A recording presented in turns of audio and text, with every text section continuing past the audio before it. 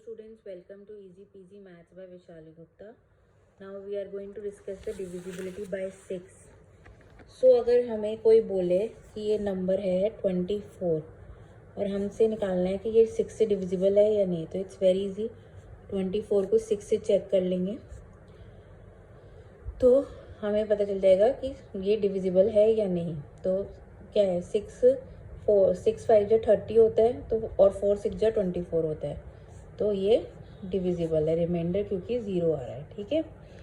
लेकिन अगर कोई हमें नंबर दे रखा है बहुत बड़ा, लाइक 4 5 डिजिट्स का या 3 4 डिजिट्स का, तो हम उसमें क्या करेंगे? तो उसके लिए एक रूल होता है जो कहता है if a number is divisible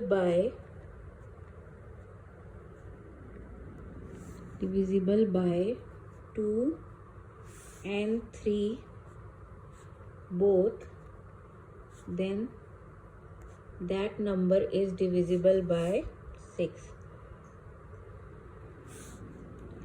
Divisible by 6 इसका मतलब है कि अगर कोई नंबर जिसकी हमें डिविजिबिलिटी 6 से चेक करनी है, तो अगर वो 2 से और 3 से दोनों से डिविजिबल है तो वो 6 से भी डिविजिबल होगा। लाइक देख लेते हैं, जैसे 482, तो रूल नंबर 2 के हिसाब से और 2 के रूल के हिसाब से अगर उसकी वंस प्लेस पे 0 2 4 6 8 होता है तो वो डिविजिबल बाय 2 होता है। तो यहाँ पे वंस प्लेस पे 2 है, तो ये डिविजिबल बाय 2 है, ठीक है। और 3 के हिसाब से उनका sum of digits should be divisible by 3। तो 4 + 8 + 2 it is 10 + 14, 14 is not divisible by 3। तो क्योंकि ये 3 से डिविजिबल नहीं है, तो इसका मतलब ये 2 है। इसमें 6 के लिए कंडीशन है दोनों से होना चाहिए, तो ये 6 से भी डिविजिबल नहीं होगा। हम इसे चेक कर सकते हैं, 482 डिवाइडेड बाय 6, ठीक है। 6 6 जो 36 होता है, 7 6 जो 42 होता है, राइट।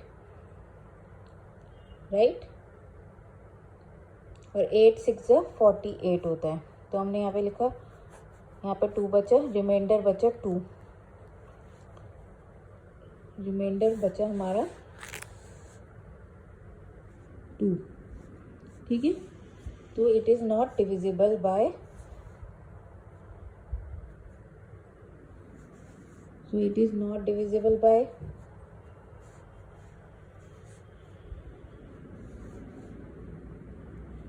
not divisible by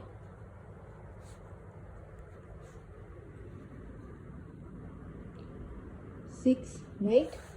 एक और एग्जांपल ले लेते हैं, जैसे मान लीजिए कोई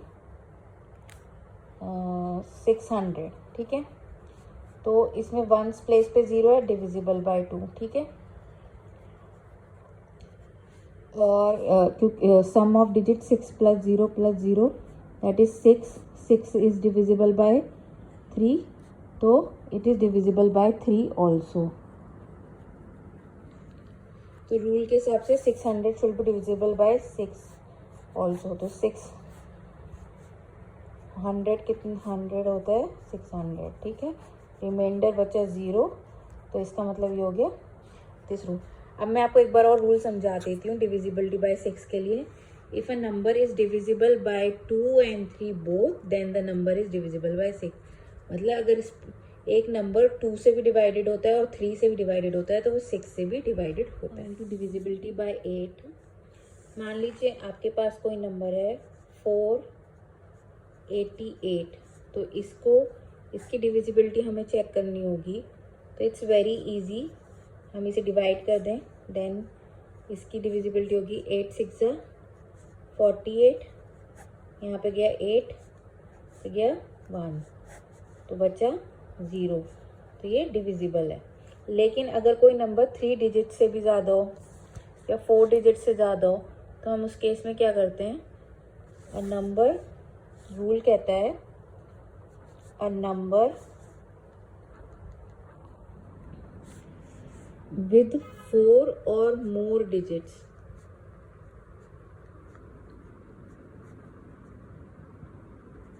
is divisible by 8 if the number formed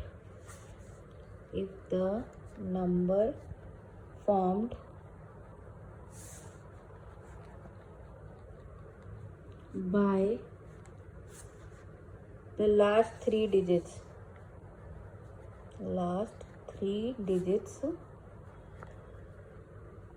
is divisible by 8। जैसे कि मान लीजिए ये इस रूल के हिसाब से कि अगर कोई नंबर है जिसमें 4 या उससे ज़्यादा डिजिट्स हैं तो वो 8 से डिविजिबल होता है। कि इफ़ अगर उसके नंबर के जो हंड्रेड्स और टेंस और वंस पे जो डिजिट्स होती हैं वो उससे जो नंबर बनता है अगर वो 8 से डिवाइडेड हो। तो जैसे मान लीजिए 4882 ये नंबर है और इसकी हमें डिविजिबिलिटी बाय 8 चेक करनी है। तो ये हमारा हंड्रेड्स हो गया, ये टेंस हो गया, ये वंस हो गया, तो नंबर बना 882। अगर 882 इज़ डिवाइडेड बाय 8 तो ये नंबर भी उससे डिवाइड होगा। तो 8 में हमने देख लिया 110 तो 880 होता है, ठीक है। 2 रिमाइंडर बचा इज़ 2, तो मतलब it is not divisible bye 8 क्योंकि ये 882 इज़ नॉट डिविजिबल, ये वाला नंबर भी इज़ नॉट डिविजिबल। आप इस रूल को ऐसे भी याद कर सकते हैं। आपको याद होगा 4 का डिविजिबिलिटी रूल कहता था कि अगर कोई 3 डिजिट्स का या उससे बड़ा नंबर है तो उसकी जो टेंस और वंस प्लेस होती हैं उनका उससे जो नंबर फॉर्म्ड होता है अगर वो 4 से डिवाइडेड है तो वो टोटल नंबर भी 4 से डिवाइडेड है। ऐसी 8 में भी यही रूल है कि इसमें 4 में 3 डिजिट्स का और उससे ऊपर होती थी, इसमें 4 और उससे ऊपर डिजिट्स के लिए, और उसमें लास्ट 2 डिजिट चेक करते थे, इसमें हम लास्ट 3 डिजिट चेक करते हैं। और उसमें भी क्या होता था कि अगर 2 या 1 डिजिट का नंबर है तो उसमें हम उसके 4 के लिए हमें खुद चेक करना पड़ता है डिवाइड करके। इसमें भी अगर कोई नंबर 4 डिजिट या से कम है तो उसमें भी हमें उसे डिवाइड करके चेक करना पड़ेगा, उस पर रूल अप्लाई नहीं होगा।